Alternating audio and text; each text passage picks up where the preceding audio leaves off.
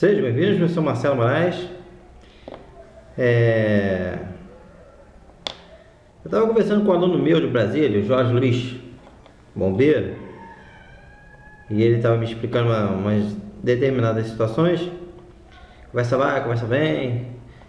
Aí eu falei de uma estação de solda, que é você bota a pontinha da solda e chupa a solda derretida. Só que eu comentei com ele que a estação custava mais ou menos R$600. Aí ele falou: poxa, mas professor, posso ser bem sincero com o senhor? Não tem nada melhor que o pincel.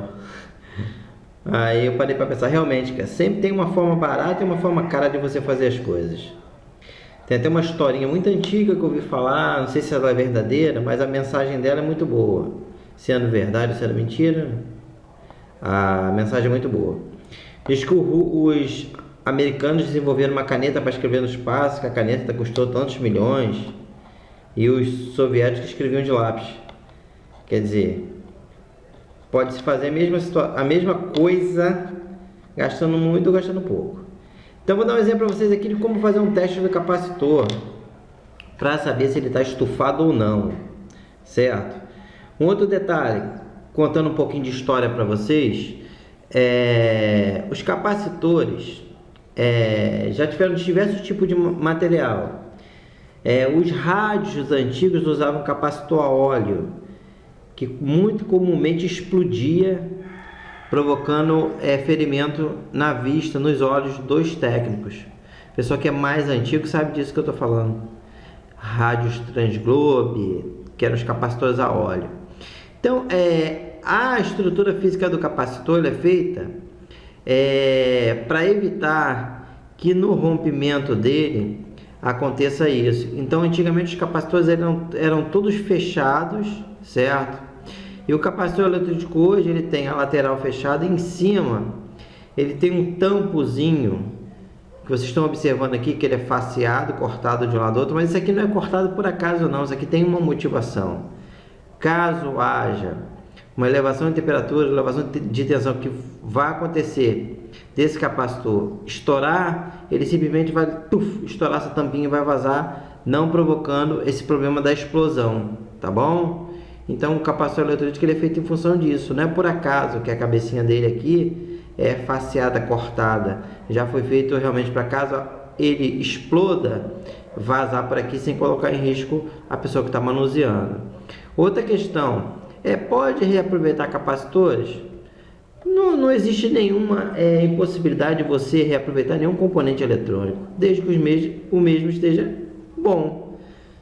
Pode ser que você compre um capacitor na loja, ele esteja alterado, e você tira um capacitor de uma placa e ele está melhor do que o que você comprou na loja. Isso não tem nenhuma regra restrita, é isso e é isso assim desse jeito, sempre tem variação.